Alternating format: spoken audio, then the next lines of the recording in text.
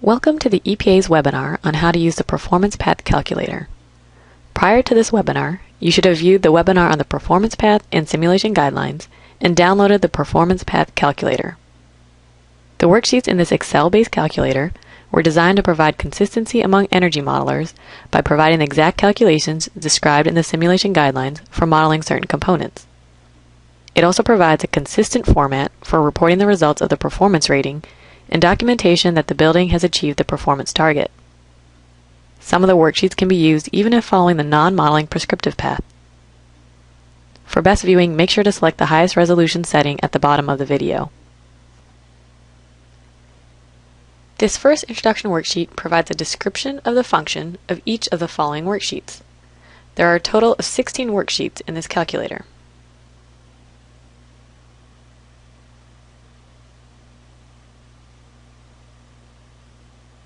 The blue and green worksheets are primarily for reporting information about the project after the modeling is complete. The green worksheet is optional for projects pursuing Lead for Home's Midrise certification.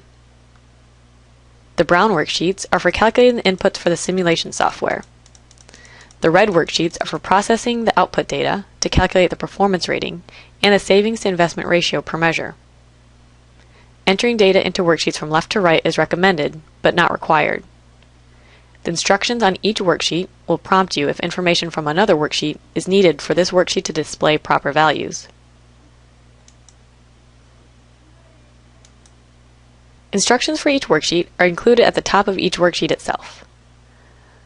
Blue cells are for data entry, white cells should not be modified, and orange cells indicate values to be used in software. The worksheets are protected to prevent accidental overwriting of formulas, but there is no password if you would like to unprotect the sheets to view formulas or to add information.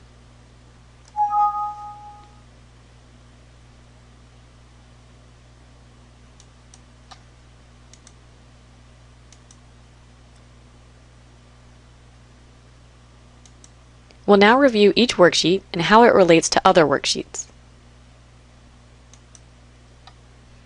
The first tab is the Basic Info worksheet. In blue cells only, enter the basic information about the building, such as the number of units, square footage of the apartments, the square footage of the commercial spaces, the type of garage if applicable, and also use the drop-down menus to indicate the level of space conditioning in each zone. All other square footages in white cells will autofill after completion of the interior lighting worksheet.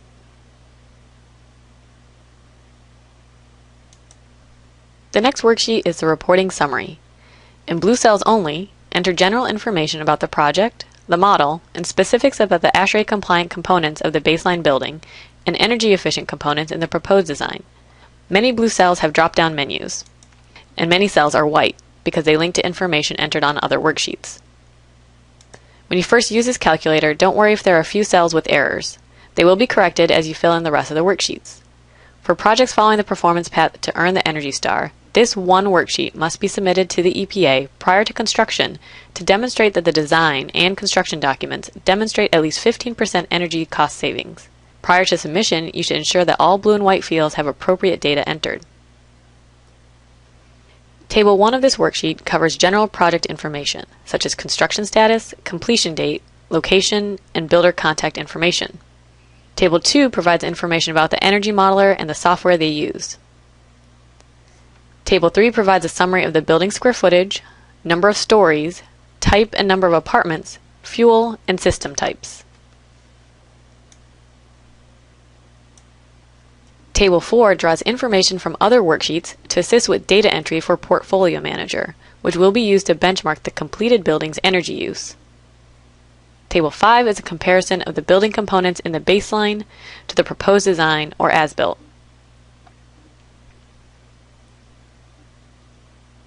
Tables 6, 7, and 8 summarize energy consumption by end use for both baseline and proposed and display the performance rating in red.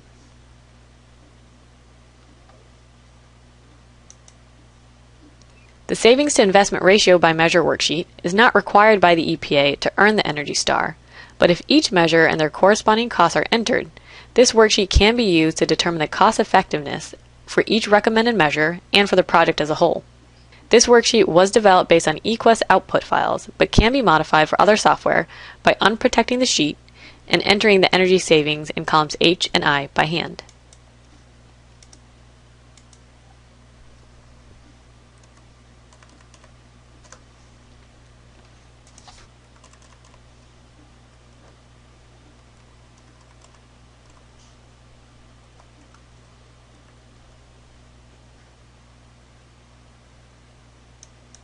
As mentioned before, the LEED for Homes Midrise form is optional for projects pursuing LEED for Homes Midrise certification in addition to ENERGY STAR.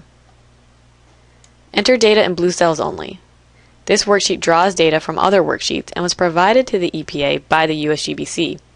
However, this form is subject to change by the USGBC, so use their website to determine whether this form is still valid for your modeling submittals. This window worksheet is primarily for eQuest users, and based on the entered solar heat gain coefficient and U value, calculates the shading coefficient and modifies the NFRC U value to exclude the air film for entry into eQuest. Throughout the calculator, the values to be entered into the software are in orange. All software users can use this worksheet to enter their building's climate zone and construction type into the blue cells. They can then use the ASHRAE 90.1 2007 tables on this worksheet to determine the baseline U value and solar heat gain coefficient. Remember, baseline window criteria are based on the proposed building construction. Wood frame buildings should use the performance values for non-metal framed windows in the baseline, and all other building types should use the performance values for metal framed windows in the baseline. Also, baseline residential windows have different performance criteria than when in non-residential spaces, such as common areas and offices.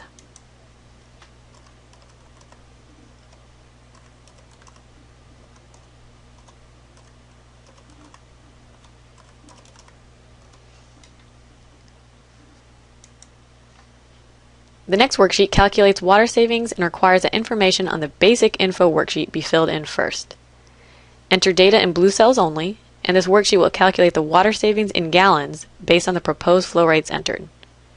This information does not affect the performance rating, but can be used when calculating SIR to justify measures that reduce consumption of water.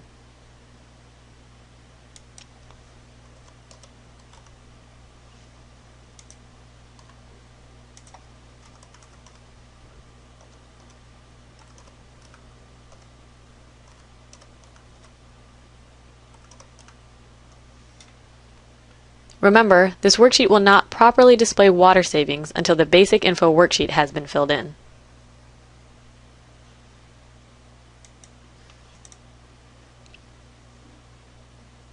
Unlike the water savings worksheet, the domestic hot water demand worksheet can be used to document energy cost savings associated with reductions in hot water use that impact your performance rating.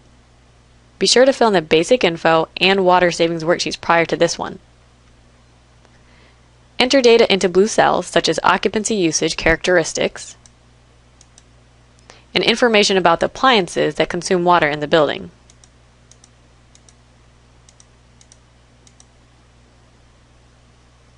Based on these inputs and the schedule provided, the overall consumption of hot water in the baseline and proposed building will be displayed in the orange cells in row 11. The software must use the hourly schedule listed in order for these calculations to be accurate. Prior to filling out data on the appliances worksheet, be sure to fill in the basic info and DHW demand worksheets. Just like with other worksheets, enter data in blue cells only. These include fuel types for stoves,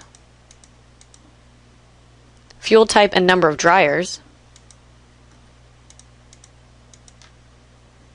area for all common laundry rooms, area for the elevator, and if applicable, reduce electricity usage for your proposed elevator.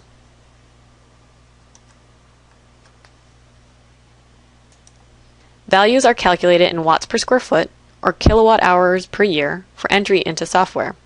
For example, rows 7 through 9 display the annual energy use of one baseline and one proposed refrigerator, and for all the refrigerators in the building, based on the apartment information from the basic info worksheet. Some software requires that this plug load be entered in units of watts per square foot, so cells in row 9 provide this conversion. Column E is optional for eQuest users if they want to record which equipment number this appliance is associated with in the software. Columns F and G provide the sensible and latent heat ratios associated with this appliance, and column H provides the schedule available to most eQuest users.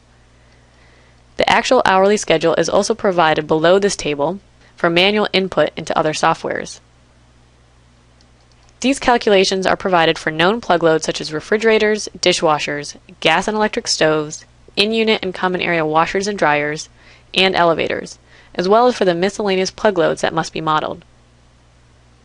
The calculations generally assume one appliance per apartment listed in the Basic Info worksheet.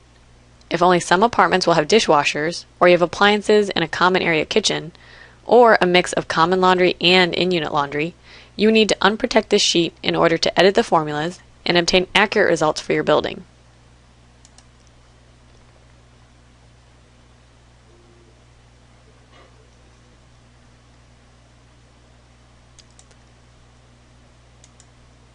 This lighting schedule worksheet was developed for eQuest users but can be used with other software to translate total operating hours per day into an hourly schedule that meets the requirements from the simulation guidelines. Simply enter the hours per day into the blue cell, and the orange cells will develop an hourly schedule that sums to those hours. The hourly schedule for apartments is also provided in orange cells and sums to the 2.34 hours per day required by the simulation guidelines. We'll skip the in-unit lighting tab for now and cover the interior lighting worksheet first. To properly fill in the data needed in this interior lighting worksheet, you will need floor plans that show the installed light fixtures, a lighting schedule, and lighting cut sheets. You should begin by entering the fixture codes and their corresponding watts per fixture, lumens per fixture, manufacturer and model number, general location for the fixture, whether it's ENERGY STAR qualified or has ENERGY STAR qualified lamps, and whether it's a fixture that will stay on 24/7, such as emergency lighting.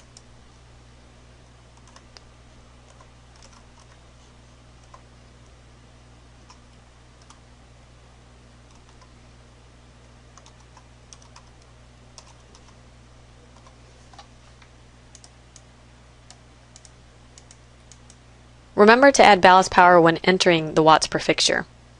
The fixture codes can be edited, but they must remain in alphabetical order in order for the lookup tables below to work.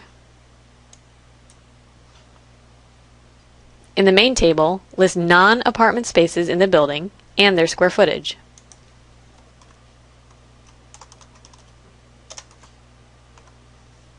Apartment lighting is covered in a separate spreadsheet. Use the drop-down menu to select the appropriate ASHRAE space type in column D, and then indicate the type and count of fixtures in that space. Spaces that are repeated on multiple floors can be assigned a floor multiplier in column H. This will apply to both the square footage and installed lighting, so only enter data representing that space on one floor. Do not enter square footages for rows listing exit signs.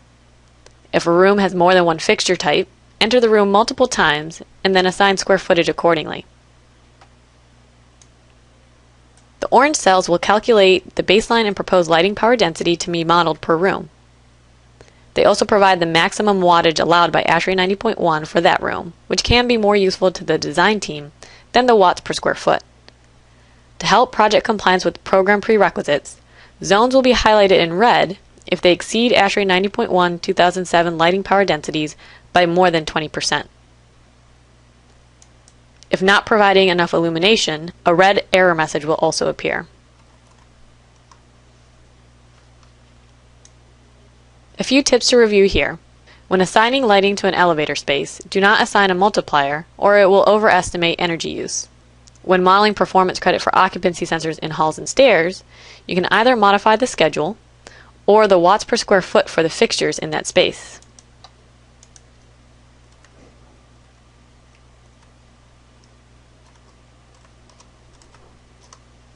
If multiple fixtures are being used in the halls and stairs, or if those fixtures are being used in spaces that aren't eligible for the credit, rather than applying the percent reduction to the watts per fixture on this worksheet, Simply apply the percent to the watts per square foot displayed on the basic info worksheet.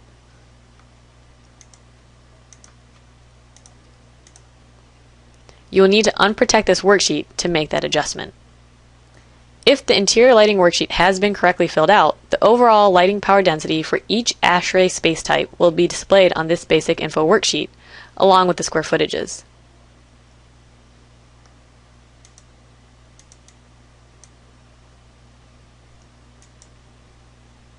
Now that the interior lighting worksheet has been correctly filled out, we can use the in-unit lighting worksheet to enter details and counts of installed hardwired lighting fixtures inside apartments.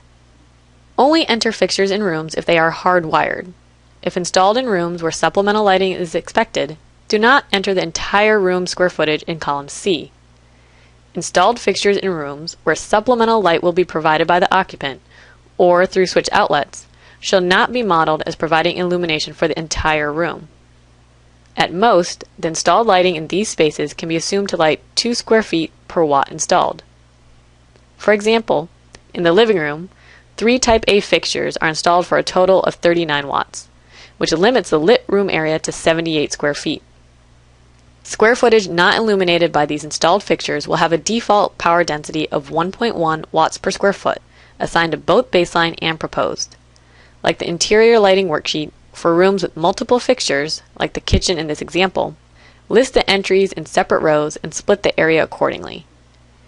Error messages indicating insufficient illumination will be displayed in red. Once all data is properly entered, the overall lighting power density is calculated on this worksheet for input into software. On this exterior lighting worksheet, enter data into blue cells only for exterior areas to be illuminated. If your building does not have parking lots or exterior stairways, leave areas blank or enter 0. Based on these areas and ASHRAE allowances, baseline exterior lighting power for each area type will be calculated in white cells. The proposed lighting for those areas can be entered in blue cells. According to ASHRAE, facade lighting is non-tradable. Therefore, no credit can be earned for reducing facade lighting below the baseline. This correction is built into the calculations in row 27. The total baseline and proposed wattage will be provided for input into the simulation software in orange cells. Exterior lighting should be limited to 12 hours per day in the model, with the exception of apartment balcony lighting, which should be limited to 2.34 hours per day.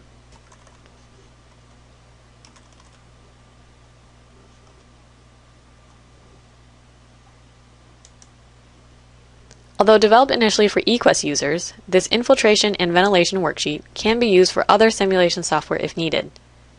The approach allows for infiltration and ventilation in apartments to be combined in the worksheet and a combined value to be entered into the software. Enter data into blue cells, such as ceiling height, ventilation rates, and run times. Ventilation rates should be summed for all apartments within the building and can accommodate both supply and exhaust ventilation strategies. Notes have been provided for additional guidance, and a conversion chart is available below this table to convert intermittent rates to equivalent continuous rates, or to convert a mix of ventilation types into one continuous rate. For example, to meet a whole house continuous ventilation rate of 25 CFM, a 50 CFM fan could be set to operate for 30 minutes an hour for 24 hours a day.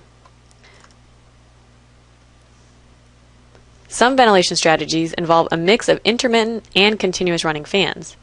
This table below can help convert those into one continuous rate for entry into the table above.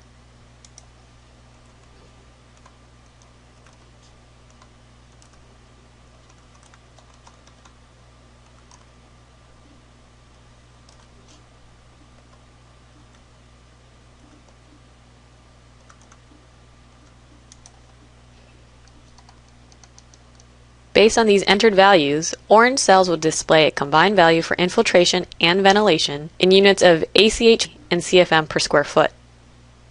If neither exhaust nor supply ventilation provide at least 0.35 air changes per hour, the value to be entered into the model will default to 0.35, or the equivalent CFM per square foot.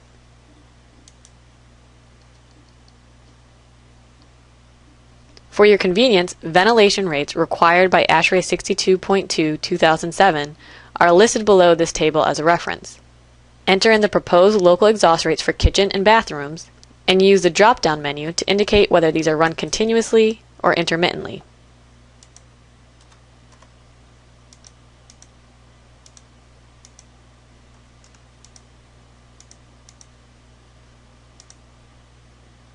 You will also need to enter in average kitchen areas and ceiling heights to determine the recommended ventilation rate. Error messages will display if these proposed values are not sufficient to comply with ASHRAE 62.2. Since the baseline cannot fall below ASHRAE recommendations and cannot exceed them by more than 50%, the values in column E will indicate the range of values permitted in the baseline model. Similar to guidance offered for local exhaust, whole house ventilation rates are calculated in this worksheet if areas are entered into the blue cells.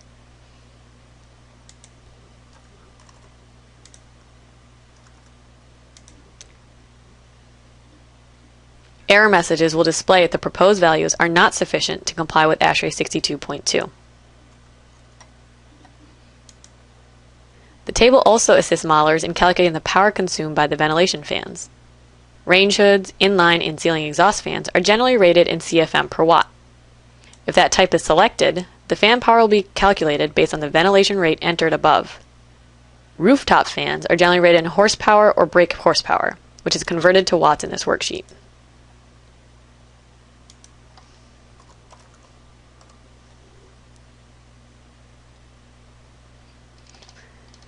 We've only reviewed the columns pertaining to apartments, but this approach could be used for other ventilated spaces such as laundry rooms and refuse rooms.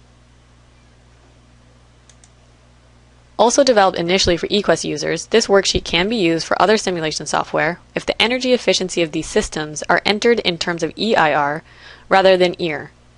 For buildings that are using ASHRAE Baseline HVAC System 1, use the top table to exclude supply fan power and determine the EIR for the baseline PTAC. Use the bottom table for HVAC System 2 package terminal heat pumps. Enter data in blue cells to convert EAR for your proposed cooling system to EIR and calculate supply fan power.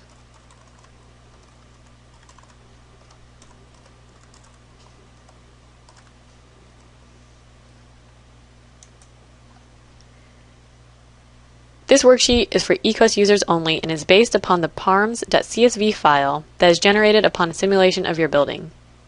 Rows 13 through 16 should contain data representing the baseline building, rotated and simulated to 4 orientations if applicable. The average of those simulations is displayed in row 17.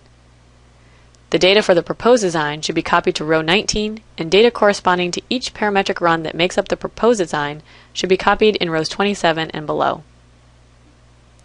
If those results are pasted into this worksheet, according to the directions, the performance rating will automatically calculate in the adjacent simulation summary worksheet, as well as in the SIR by measure worksheet. Again, the worksheets aren't password protected, so the worksheets can be tailored to work with your software program. This final worksheet only requires that you enter in the fuel prices in order to calculate the overall energy cost savings, which are required to demonstrate achievement of the performance target. This value is displayed in red. This worksheet also links to the results eQuest worksheet and is based on natural gas or electric heat.